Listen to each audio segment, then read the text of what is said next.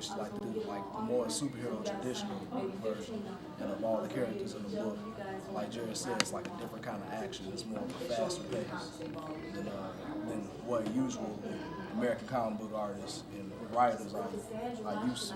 It's much faster, quicker, more manga type.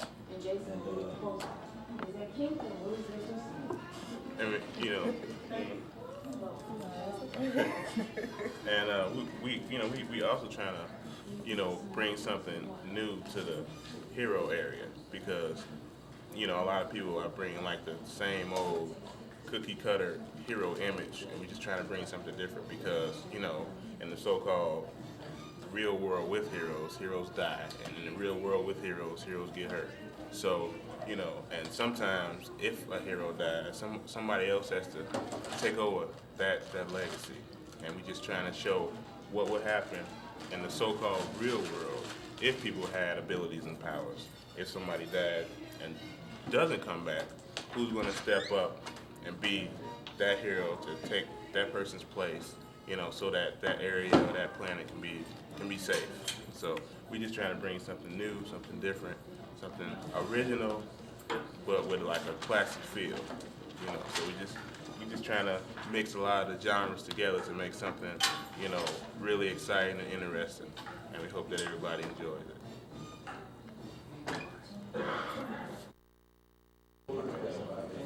Hi, I'm Ashley Woods, I'm Michael Smith. and I'm the artist and creator and writer of Millennium War. And, I'm the co-writer. and my website is ashley-woods.com and also millennialwar.com. That's MILLENNIAWAR.com. And basically, Millennial War was created. First, it was conceptualized during my senior year in high school, and that was back 4 years ago, 2004. And I finally decided to put it out as a real, quote-unquote, comic series 2 years later in May of '06, which was when Issue 0 first premiered at Wizard World Chicago.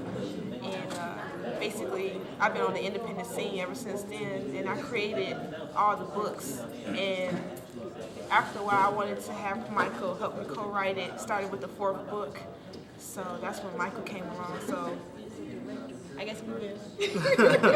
Yeah, the team teamed up ever since. Yeah, we just met through a friend who she's dating right now, and and we just got to talking one day about what everything that we wanted to do. I'm in movies. I graduated from Columbia College back in '05 with a bachelor degree in film and video, and That's basically. What did you want to say? I was gonna say that's basically why I picked Michael, because he's so good at writing, and his degree. I seen some of his work and his ideas when we talk on the phone and everything. I know some of his ideas. I was like, we should work together. So. Yeah, so she just kind of like just strong-armed me and was like, you should write for me. And I was like, okay, like I really like what she was doing, how the story was going. Like I really hadn't pictured myself writing for comics, being into movies and everything. And once I just saw how Ashley just has a strong work ethic and how she already had the story developed and how she's really just about pushing her work and all that, it really made me want to join on, and I'm glad I made a choice. It's been a good experience, good learning experience, and a good experience as an artist, to just grow and be versatile, expand yourself as an artist. So I'm just really happy to have the opportunity to keep writing, and me and Ashley always talk about how we're going to keep working together in the future. So. It's lonely working by yourself. No, but it's great working with your friend. And another reason why I picked him is it's great to have somebody to bounce ideas back and forth between. So sometimes I come up with an idea, I'm not sure if it's the right idea to go with. So that's when he comes in. Yep.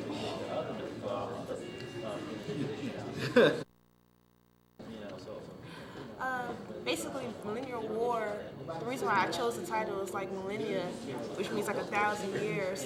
It's basically 1,000 years in the past, there was a great war between all these different races on the earth, and that really rips everything apart. And 1,000 years later, one race, which is the human race, they now dominate the entire earth instead of like the power being equally distributed all over. And basically, they think they're the only ones that's there, the only intelligent race that's there. And actually, there's like elves and like other forms of different races and creatures, and they're all working together to prepare for a second Great War, which would be very devastating. So the question is like, how do you prevent something that's going to happen if you don't even know it's going to happen? And a few main characters, which is Hannah and Saya, they're twins. Hannah, the Hayashi twins, they're like in the forefront. Once they find out what's going on, they're in the forefront of trying to prevent this war. Hannah gets on her mission when Saya goes missing, because Saya is in Federation, which is the army in their home world. And when her sister goes missing, she decides to go after her, and she thinks it's just a rescue mission, but it turns into something like way more grander. And as one of the other characters tell her, like, this whole situation is more than just you. It's more than just you and your sister. Like, you're just like a speck in this big old situation. So Michael, he helped me out a lot. Like, he created like some really cool characters that I didn't come to think of. Like, he put a cult in my book. And he created like characters with God. What you call it? God-like powers? No, not God-like powers. They have God, like, they think they're gods. Oh, God complex. Yeah, they have God complexes. Yeah. The characters are wild. We got some people who like to kill for the sake of killing. So it's a very big, diverse cast, and I have ninja elves. I don't think I heard of anybody putting ninja elves in a story. So I hope I'm the first. So it's a good deep story, but sometimes it gets a little violent. So I would probably say it's for the tween and up. I don't know what kids look at these days, because I played Mortal Kombat when I was 6. So, so some parents might let their kids. But people tell me it has like a Western Eastern mix. Yeah. So that's what I was going for. Because my inspirations are RPGs and movies, action movies. Actually, I find inspiration in everything, but really in RPGs because of how they tell their storyline. So I learned like different plot points and stuff. Like anime, Full Metal Alchemist is a really good inspiration. So what inspires you, Michael? What inspires me? The question is, what doesn't inspire me?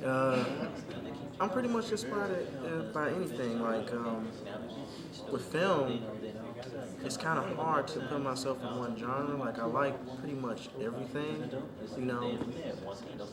I think mainly I'm more or less into like drama and maybe like sci-fi, you know, just kind of seeing like the possibilities that mankind can do, like, you know, seeing the what ifs, you know, like in stories. I kind of like seeing that, like things like with technology, seeing how far you can push that, what can be possible, what is impossible, you know, things like with the supernatural, like,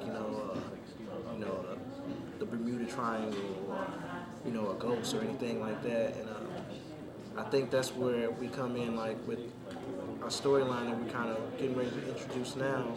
Well, it's still the same storyline that she just described. We're kind of coming in with a new arc where we're setting a background for like a new character to emerge on the scene and kind of like not shatter the whole war itself, but kind of like give like a New spin. yeah, like a darker purpose to this whole war thing and Millennium War, and how you know, good will eventually have to come up with a way to stop this new evil that's, you know, coming. And I think that's mainly what I'm inspired by. Just big story arcs where you where everything that happens within the story has a purpose. Like everything you read in one book will eventually have its purpose, you know, shown books later. You know, like Every person you meet. everything we show has a purpose, and that, you know, all the questions and everything will eventually get answered. So I think one of the themes too is like there's no real good and evil. Like even the good characters make mistakes. There's like only one true evil character, like in the entire book. One main evil person that's bad. But even good, like sometimes you have good people on the so-called bad side. It's just all perspectives and clash of personalities and beliefs. Play hater. Yeah, player haters. That's the cameraman. yeah.